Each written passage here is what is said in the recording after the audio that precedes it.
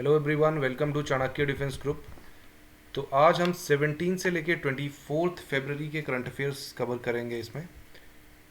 तो सबसे पहले हम 17 फरवरी के करंट अफेयर स्टार्ट करने वाले हैं, ठीक है। और ये सब क्वेश्चन फॉर्म में होंगे। तो सबसे पहले क्या है कि ये पीडीएफ आपको मिल जाएगी। सबसे पहला क्वेश्चन क्या है कि which countries first mobile banking application hello Ujjivan has been launched by Ujjivan small finance bank. तो इसका आंसर क्या होगा? A, India. Ujjivan small finance bank launched hello Ujjivan, India's first mobile banking application. India की पहली मोबाइल बैंकिंग एप्लीकेशन है with 3 V's।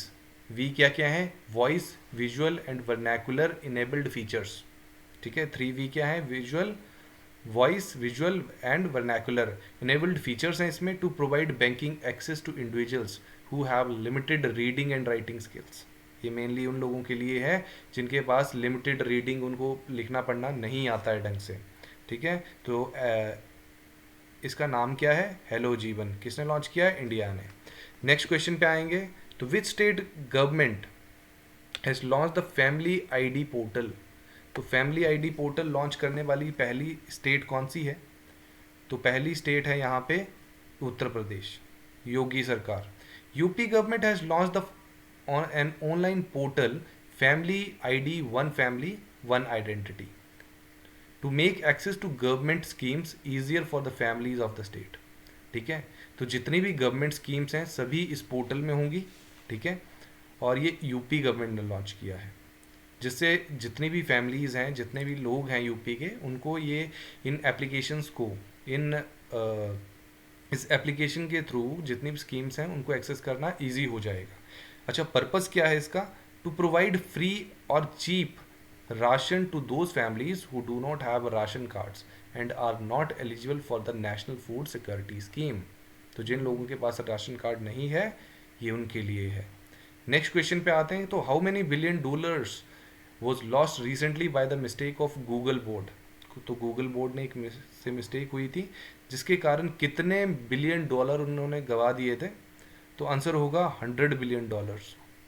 Alphabet, जो कि mother company है गूगल की, Alphabet Inc lost 100 billion in dollars in market value shortly after its new chatbot inadvertently fed false information in the promotional video. While Microsoft's shares jumped nearly 3% before losing some of their gains, its share fell as much as 9% during regular trading. Next question पे आएंगे। तो next question क्या है, जो कि fourth question है हमारा, that is which company has recently launched the digital Suraksha campaign. तो डिजिटल सुरक्षा कैंपेन जो है वो किस कंपनी ने लॉन्च किया है? In partnership with ministry of electronics and information technology.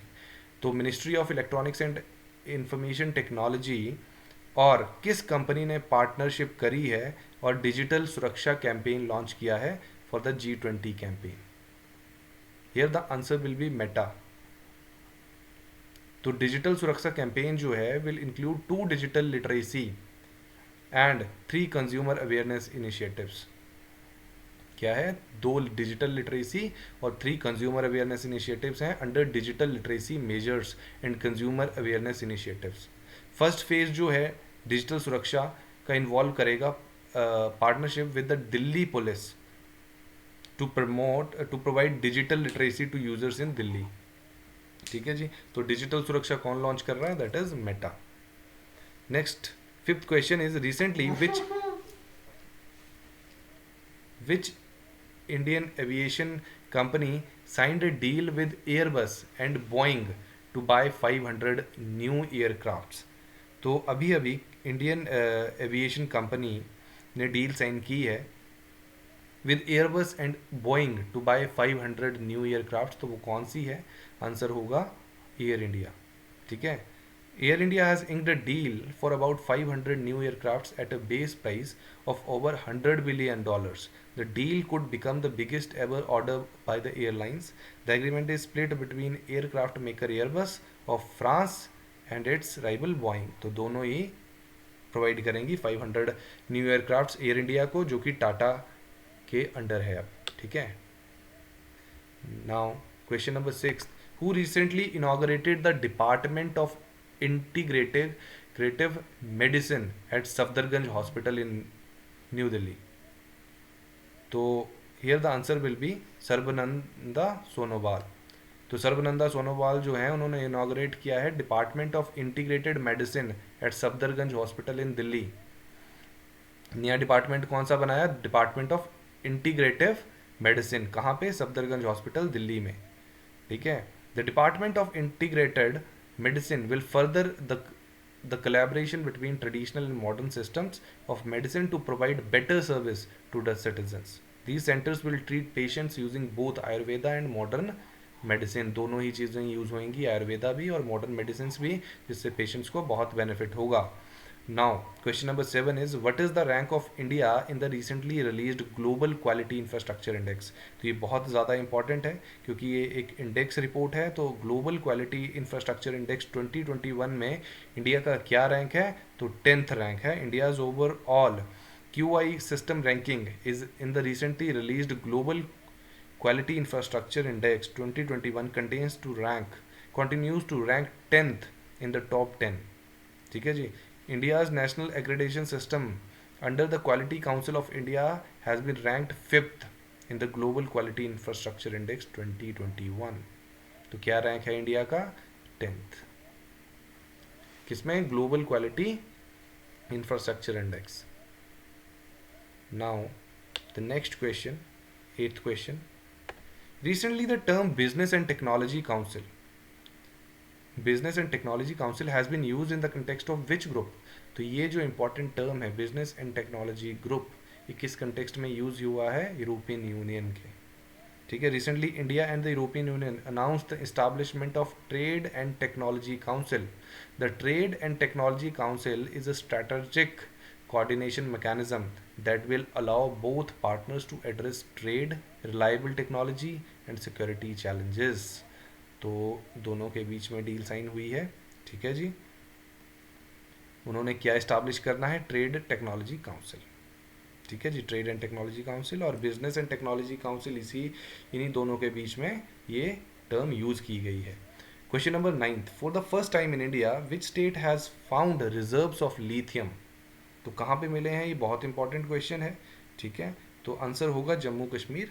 In the major achievement the geological survey of India has discovered lithium, ठीक है. बैटरीज में भी बहुत यूज होता है lithium. Reserves estimated at 5.9 million tons in Salal Haimana area of Reasi district. बहुत ज़्यादा important है ये. In the union territory of Jammu and Kashmir. Lithium is mainly used in the manufacturing of EV batteries. जो इलेक्ट्रॉनिक व्हीकल्स हैं, हमारे इलेक्ट्रिक व्हीकल्स हैं, उनकी batteries बनाने में बहुत इंपॉर्टेंट रोल प्ले करते हैं ये. नेक्स्ट क्वेश्चन क्या है? In which city the Uttar Pradesh global investors summit 2023 is being organised? तो ग्लोबल इन्वेस्टर समिट जो है वो कहाँ पे ऑर्गेनाइज किया गया है? उत्तर प्रदेश में 2023 का ऑर्गेनाइज किया जाएगा, ठीक है जी. और कहाँ पे किया जाएगा उत्तर प्रदेश में? आंसर होगा लखनऊ. तो Uttar Pradesh global investor summit 2023 is being organised in Lucknow city. The investor summit 2023 was inaugurated by prime minister Narendra Modi. खुद आए थे. On this occasion, PM Modi also inaugurated the Global Trade Show and also launched Invest UP 2.0. The theme of this Investor Summit is Uttar Pradesh is the growth engine of New Delhi. ठीक है जी. ये theme क्या थी? Uttar Pradesh is the growth engine of New Delhi. Next question चलेंगे जो कि अब 18th फरवरी के हैं. तो 18th फेब का पहला क्वेश्चन क्या है? When is the world pangolin day celebrated every year? तो देखो ये है पेंगोलियन. तो पेंगोलियन डे कब सेलिब्रेट किया जाता है? आंसर होगा 18 फरवरी। ये कब सेलिब्रेट किया जाता है? It is celebrated every year on the third Saturday of February all over the world. The main objective of this day is to save the existence of the menacing species of pangolin fauna. Actually, these creatures are included in the species of those threatened creatures whose number is decreasing day by day, while continuous efforts are being made for its conservation. ज़्यादा कुछ नहीं है, आपने सिर्फ day याद रखना है। कौन सा डे है? 18 फरवरी का डे है, जो कि क्या मनाया जाता है? वर्ल्ड पेंगोलिन डे मनाया जाता है। नेक्स्ट क्वेश्चन पे आते हैं। When and how long is the national cultural festival being held at Azad Maidan in Mumbai? तो आज़ाद मैदान मुंबई में है, जहाँ पे नेशनल कल्चर फेस्टिवल अभी मनाया जा रहा है। तो कितने दिनों तक चला, कब कब चला ये? आंसर होगा 11 to 19 फेब ये ऑर्गेनाइज किया गया था। तो महाराष्ट्र गवर्नर कौन है? भगत सिंह कोश्यारी। उन्होंने इनॉग्रेट किया था नेशनल कल्चर फेस्टिवल 2023, और ये ऑर्गेनाइज किया गया था 11th to 18th February 2023 eight Azad मैदान, मतलब 19 तक हो गया था। ठीक है। It is being organised by the ministry of culture in association with the government of Maharashtra. तो कौन कौन सी गवर्नमेंट इसमें इंक्लूडेड है? एक तो गवर्नमेंट, स्टेट गवर्नमेंट महाराष्ट्र की, और दूसरा ministry of culture in to promote national unity and integrity through cultural exchange. The main objective of the festival is to connect the cultures of different states and citizens through the 3 C's। तो 3 C's कौन कौन से हैं? Craft, culture and cuisine. Next question क्या है? Which England player has recently announced his retirement from all form of crickets? तो cricket से जिसने अपनी रिटायरमेंट ले ली है, घोषित कर दी है, तो वो कौन है? वो है इयोन मॉर्गन। तो इंग्लैंड के प्लेयर हैं ये, Eoin Morgan has recently announced his retirement from all forms of cricket. Next question चलेंगे। Which Indian athlete won gold in the shot put event at the Asian indoor athletics championship? तो gold कौन जीता है shot put में? Answer होगा तेजेंद्र पाल सिंह तूर। तो recently Asian indoor athletics championship हुई। India's Tejinder Pal Singh Toor won gold in the shot put event with a throw of 19.49 meters, while Karambir Singh, who was the only other athlete to cross the 19 meter mark, won the silver medal. तो silver medal किसे मिला है? करमबीर सिंह को। और gold medal किसे मिला है shot put में? तेजेंद्र पाल सिंह तूर को। Next question. Who has recently inaugurated the Amritpex 2023 national philatelic exhibition? तो answer will be Ashwini Vaishnaw. A will be the right answer here. Ministry of Communication, Electronics and Information Technology and Railway, Ashwini Vaishnav inaugurated the Amrut PEX 2023 National Philatelic Exhibition. Ministry of State for Communication, Devu Singh Chauhan, Secretary Department of Post Beneath Pandey, Director General of Postal Services Lok Sharma and others dignitaries were present on this occasion. तो mainly क्या है कि अमृत takes किसने launch किया है? अश्विनी वैष्णव ने। Next question. So हमारा next question है,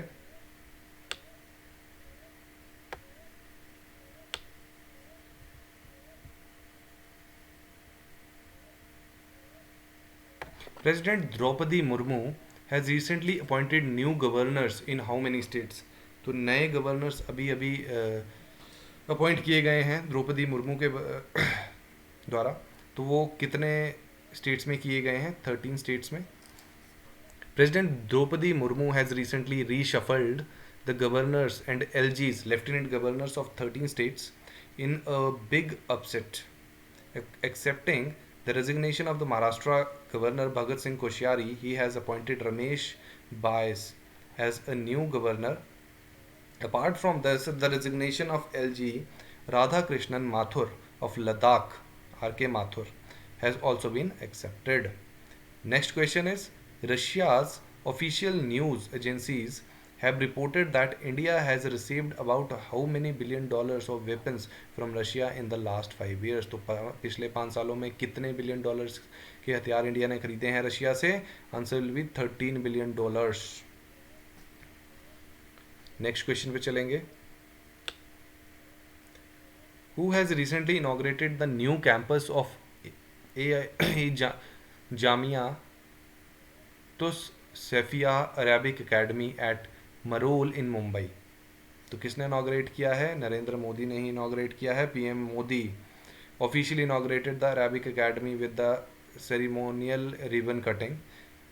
अल Jamia tus Shafia is an Arabic academy whose session being in the month of Shawwal. मतलब आपने बस ये याद रखना है इसमें कि ये जो एकेडमी है अरेबिक एकेडमी कहाँ पे है? मुंबई मरौल में है, ठीक है। और किसने इसको इनाग्रेट किया है? नरेंद्र मोदी ने इसको इनाग्रेट किया है। Next question is which chief justice of Allahabad high court was recently promoted to the supreme court? Here the answer will be Rajesh Bindal. तो recently under the provision of constitution of India the honourable president of India has elevated Chief Justice of Allahabad High Court Rajesh Bindal and Chief Justice of Gujarat High Court Arvind Kumar to Supreme Court। तो supreme court के जजेस बनाया गया है इनको। ये chief justice होते थे कौन कौन? गुजरात के अरविंद कुमार और गुजरात हाई कोर्ट के जो चीफ जस्टिस थे अरविंद कुमार और इलाहाबाद हाई कोर्ट के chief justice Rajesh Bindal. Next question is recently in which state did president Shrimati Droupadi Murmu inaugurated a national conference on the theme of women, the foundation of a value oriented society at the Om Shanti Retreat Center in Brahma Kumari? Answer will be Haryana।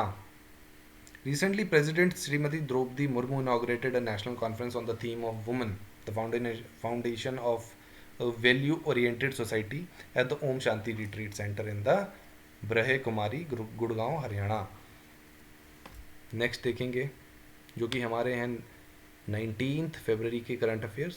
When is Chhatrapati Shivaji Maharaj Jayanti celebrated every year? तो ये बहुत important question है। Answer will B 19 फरवरी। 19 फरवरी को छत्रपति शिवाजी महाराज पैदा हुए थे born on 19 February 1630 in Maratha family. Because of this, his birth anniversary is celebrated every 19th February. This year is being celebrated as the 393rd, ये वाला कौन सा था? 393rd birth anniversary थी मराठा प्राइड की। Celebrating this Jayanti was started in the year 1870 by Mahatma Jyotirao Phule in Pune. तो किसने start किया था? ज्योतिराव फूले ने। और इस बार इनकी कौन सी जयंती थी? 393rd जयंती थी। किस दिन मनाई जाती है ये? 19 फरवरी को। Next question is which team brought India's star batsman Smriti Mandhana in the first women premier league auction? Royal challengers Bangalore will be the right answer. The first ICC auction 2023 is going on at the Geo Convention Center in Mumbai. वहाँ पे क्या हो रहा है? ICC auction हो रही है 2023 के लिए, in which India's star batsman Smriti Mandhana was bought by Royal Challengers Bangalore for 3.40 crores. The same Indian team captain Harmanpreet Kaur was bought by Mumbai Indians for 1.80 crores. The first session of the Women's Premier League will be played from 4th to 26th March 2023 in Mumbai, in which the total of 22 matches will be played. तो matches कब से start हो रहे हैं? 4 मार्च से start हो रहे हैं। तो हरमनप्रीत कौन सी टीम ने खरीदा है उन्हें? मुंबई इंडियंस ने, और रॉयल चैलेंजर्स बेंगलोर ने स्मृति मंधाना को। Now comes the third question. Recently, which player has been chosen as ICC Player of the Month for the first time? तो answer will be Shubman Gill. ICC awards the Player of the Month title to the best performing players every month. India's Shubman Gill, Mohammad Siraj and New Zealand Devon Conway, तो ये 3 player हैं, were nominated. Mohammad Siraj, Shubman Gill and Devon Conway were nominated for this title in the month of January. Gill pepped the other 2 players to win the title for the month of January, while England under-19 captain Grace Scrivens became the youngest player to be nominated for the women's honor. Now comes the next question. With the Corporation of Agriculture and Processed Foods Products Export Development Authority, the export of agriculture products has reached a height of how much billions by April to December 2022 to 2023? Here the answer will be $19.69 billion. So C is the right answer here. Next question is, which state won the maximum number of medals in the recent Khelo India youth games? तो खेलो India youth games जो हुई हैं उसमें maximum number of medals कौन से state ने जीते हैं? Answer will be Maharashtra. तो Maharashtra top the medal tally with the total of 161 medals. कितने जीते? 161 मेडल जीते, including 56 gold, 55 silver and 50 bronze. Haryana came second with the total of 128 medals. तो हरियाणा के कितने? 128, महाराष्ट्र के 161 मेडल्स. ठीक है. थर्ड पे है मध्य प्रदेश जिसके पास है 96 medals. Now comes the sixth question.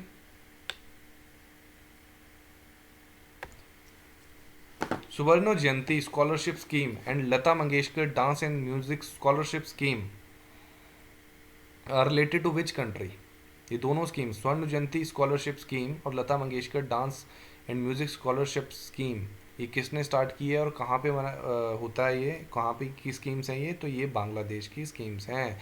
Indian high commission in Bangladesh has announced Swarna Jayanti scholarship scheme and Lata Mangeshkar dance and music scholarship scheme. This scheme has started for the academic year 2023 and 2024.